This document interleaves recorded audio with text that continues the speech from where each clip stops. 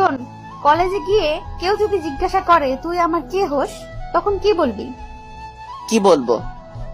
বলবি তুই আমাদের বাড়ির কাজের লোক। আচ্ছা ঠিক আছে। তোর মতো খ্যাতের সাথে আমি কলেজে যাচ্ছি, ভাবতেই পারছি না। খ্যাত তো কি হয়েছে, আমরা কি মানুষ না?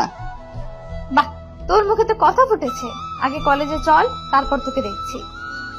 হঠাৎই আমার মোবাইলে একটা কল আসলো। গ্রাম থেকে আমার মা কল দিয়েছে। আসসালামু আলাইকুম আম্মু, কেমন আছো?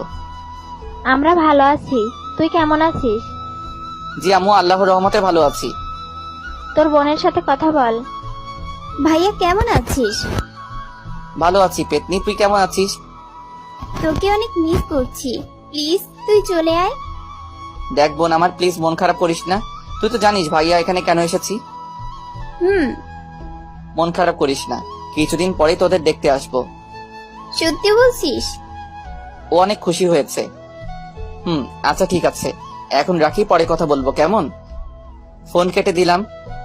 এতক্ষণ কার সাথে কথা বললি? বোন আর মায়ের সাথে। ভালো। হঠাৎই রাইসা গাড়ি দাঁড় করালো। কি হলো, গাড়ি দাঁড় করালেন কেন? নাম, কলেজে আসছি। তারপর গাড়ি থেকে নেমে রাইসার সাথে কলেজের ভিতরে গেলাম। ভিতরে যেতেই কালকের মেয়েগুলোকে দেখতে পেলাম। সুমাইয়া তো আমাকে দেখে খুশি হয়ে গেল। চল তোকে ভর্তি করিয়ে আসি। তারপর রাইসা আমাকে কলেজে ভর্তি করিয়ে দিল।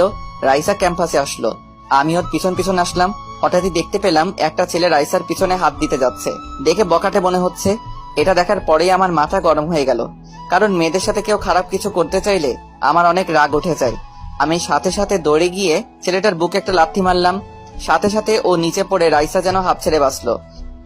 তোর এত বড় সাহস, তুই আমার গায়ে হাত তুললি? তোর সাহস কি করে হলো ওনাকে টাচ করার? কেন রে, ও তোর কি হয়, ও হয় নাকি? একথা বলতেই ঠাস করে চড় দিলাম। ওর এই অবস্থা দেখে ওর দলের ছেলেরা আসলো আমাকে মারতে। একাই ওদের সবাইকে মেরে তক্তা বানিয়ে দিলাম, পুরো সিনেমার মতো। রাইসা সহ বাকি সবাই আমার দিকে হা করে তাকিয়ে আছে, হয়তো বিশ্বাস করতে পারছে না আমি একাই ওদের কাবু করে ফেলেছি। ছেলেগুলো সবাই ওখান থেকে পালিয়ে গেল। হঠাৎই একজন স্যার আসলো।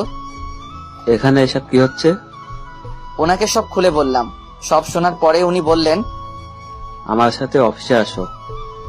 একথা শোনার পর সাথে সাথে ভয় পেয়ে গেলাম, কারণ কলেজে ভর্তি হয়েছি যে এখনো 1 ঘন্টা হয়নি, এরই মধ্যে মারামারিতে নিজেকে জড়িয়ে ফেললাম। যদি কলেজে থেকে আমাকে বের করে দেয়। তারপর ভয়ে ভয়ে স্যারের সাথে অফিসে গেলাম। উনি আমাকে প্রিন্সিপাল স্যারের রুমে নিয়ে গেলেন। ছেলেটাকে নিয়ে এসেছি। আপনি এখন যান। আসসালামু আলাইকুম স্যার। ওয়ালাইকুম আসসালাম। স্যার আমাকে কেন ডেকেছেন? তুমি তো এই কলেজে নতুন ভর্তি হয়েছো আজকেই।